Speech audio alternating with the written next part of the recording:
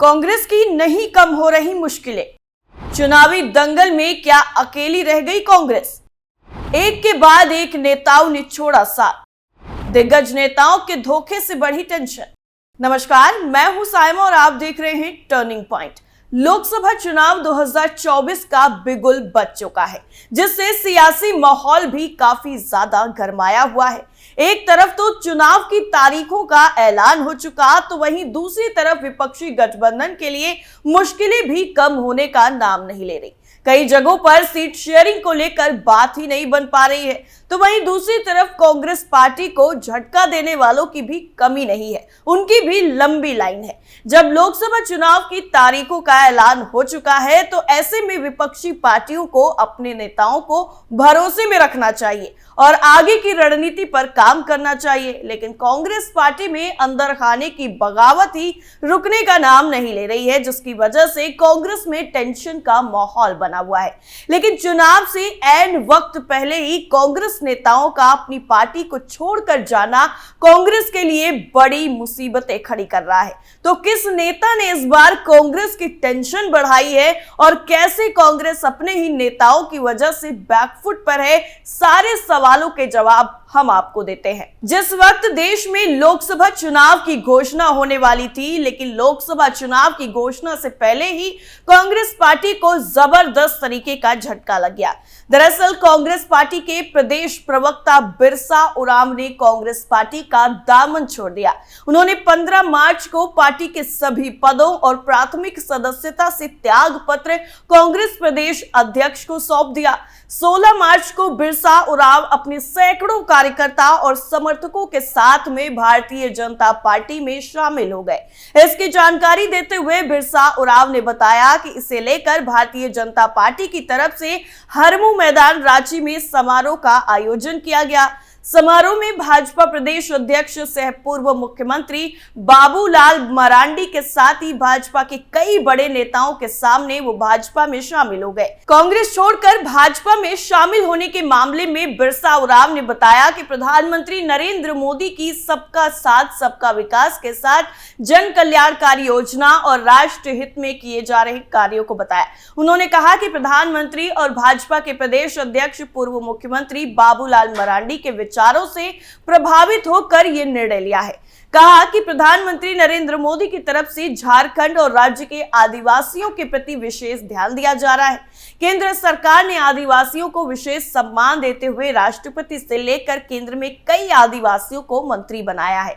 उन्होंने ये भी कहा कि आज पूरे भारत में विभिन्न पार्टी के कार्यकर्ता और नेता भाजपा में शामिल हो रहे हैं। झारखंड में भी कई कांग्रेस के नेता और कार्यकर्ता भाजपा में शामिल हो रहे हैं। ऐसे में पार्टी में अकेला रह जाने से बेहतर है कि वो भी राष्ट्र हित में भाजपा में शामिल होकर प्रदेश की जनता की सेवा करें।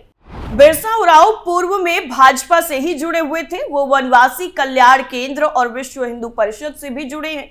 1999 में कांग्रेस पार्टी में चले गए थे। बिरसा उरांव के भाजपा में शामिल होने पर उनकी घर वापसी हुई। इतना ही नहीं, उत्तराखंड में भी कांग्रेस पार्टी के लिए राहत की खबर सामने नहीं आई और गंगोत्री के पूर्व विधायक विजय पाल सजवाड़ और पुरोला के पूर्व विधायक मालचंद ने कांग्रेस की प्राथमिक सदस्यता से इस्तीफा दे दिया और कांग्रेस को बड़ा सदमा लगा। उत्तरकाशी जिले में कांग्रेस के लिए ये बहुत बड़ा झटका माना जा रहा है।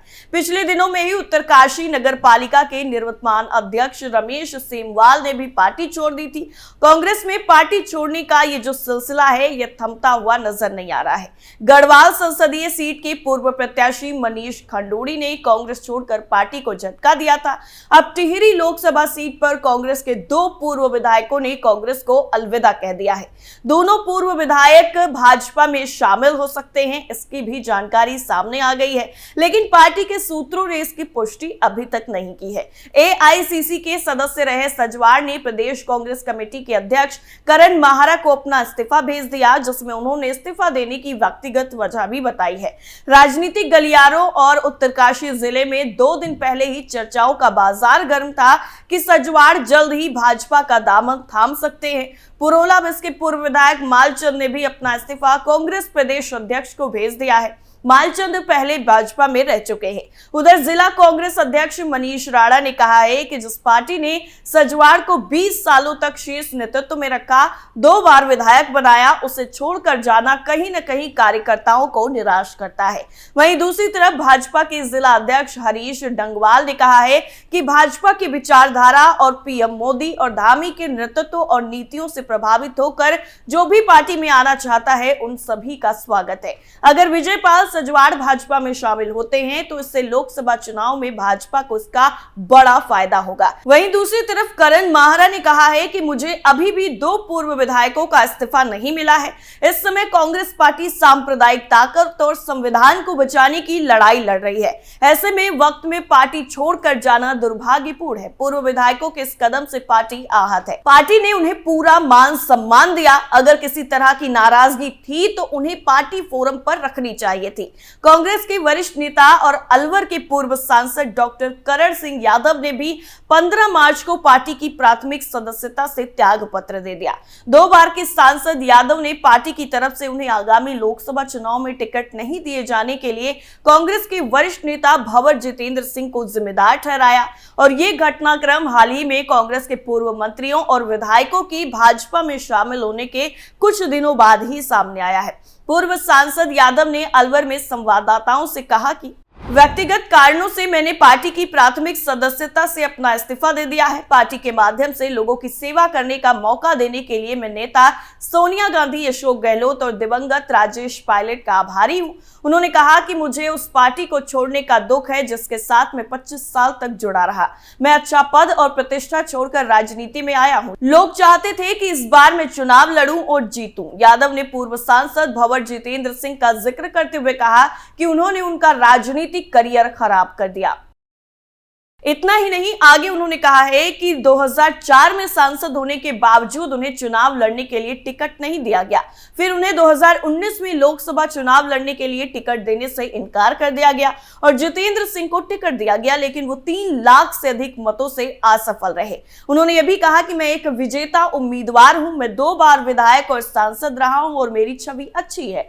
मैं एक उपयुक्त उम्मीदवार हूं, इसके बावजूद टिकट काट दिया गया तो ऐसी पार्टी में रहने का क्या मतलब। कांग्रेस ने अलवर लोकसभा सीट से पहली बार विधायक बने ललित यादव को लोकसभा का टिकट देकर चुनाव मैदान में उतारा है। लोकसभा चुनाव 2024 में पहले कांग्रेस को झटका लगा, उसके बाद असम में भी इसकी लहर देखी गई। असम के बरपेटा में पार्टी सांसद अब्दुल खालिक ने भी पार्टी छोड़कर कांग्रेस को सदमे में डाल दिया। ऐसा बताया जा रहा है कि टिकट कटने की वजह से उन्होंने ये कदम उठाया। अब्दुल खालिक अभी बारपेटा लोकसभा सीट से सांसद हैं, लेकिन पार्टी ने उन्हें उस बार टिकट नहीं दिया है। उनकी जगह असम प्रदेश कांग्रेस सेवा दल के अध्यक्ष दीप बयान को यह सीट दी गई है। टिकट कटने के बाद से ही चर्चा शुरू हो गई थी कि अब्दुल खालिक पार्टी छोड़ सकते हैं। टिकट कटने के बाद अब्दुल खालिक ने कहा था कि असम में कांग्रेस मुस्लिम समुदाय की उपेक्षा कर रही है। कांग्रेस पार्टी ने 12 मार्च को आगामी लोकसभा चुनाव के लिए असम के 12 उम्मीदवारों की सूची भी जारी की। पार्टी असम में 14 में से 13 सीटों पर चुनाव लड़ रही है, जबकि एक सीट उसने अपने सहयोगी असम जातीय परिषद यानी एजेपी को दी है। पार्टी सांसद गौरव गोगोई जोरहाट से चुनाव लड़ेंगे, जबकि सांसद प्रद्योत बोरदोलोई अपनी सीट नंगाड़ से चुनाव लड़ेंगे। असम जातीय परिषद के अध्यक्ष लुरियन ज्योति गोगोई डिब्रूगढ़ से कांग्रेस के साथ गठबंधन में चुनाव लड़ेंगे। और इस बीच में असम में राज्य विधानसभा के उपाध्यक्ष नुमल मोमिन ने आगामी लोकसभा चुनावों के लिए उम्मीदवारों की लिस्ट देखकर पार्टी का मजाक भी उड़ाया। उन्होंने लिस्ट देखने के बाद कांग्रेस पर कटाक्ष करते हुए कहा कि सत्तारूढ़ भाजपा इस लिस्ट से बहुत खुश है, क्योंकि इससे यह सुनिश्चित हो रहा है कि कांग्रेस राज्य में बुरी तरह हार रही है। उन्होंने आगे कहा कि हम असम के लिए कांग्रेस की सूची देखकर बहुत खुश हैं, क्योंकि अब हम पूरे विश्वास के साथ कह सकते हैं कि वो राज्य में एक भी सीट नहीं जीतेगी। कांग्रेस की ऐसी हालत है कि किसी को आश्चर्य नहीं होगा अगर देश भर में उसकी सीटों की संख्या घटकर 1 अंक में आ जाए। मुझे संदेह है कि क्या कांग्रेस पहले कभी ऐसी स्थिति में रही है, लेकिन अब देखना यह होगा कि कांग्रेस के लिए ये पार्टी छोड़ने वाले नेता मुसीबत कितनी ज्यादा खड़ी करते हैं।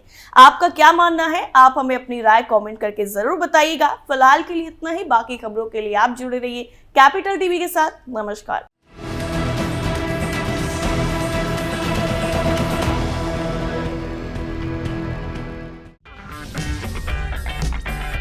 अगर आपको हमारा वीडियो पसंद आया हो तो इसे लाइक करें, हमारे चैनल को सब्सक्राइब करें और हाँ, बेल आइकन दबाना ना भूलें ताकि आप तक हमारे वीडियो की नोटिफिकेशन पहुंचती रहे। आप अपना सुझाव हमें कमेंट बॉक्स में दे सकते हैं। हमारे साथ जुड़ने के लिए शुक्रिया।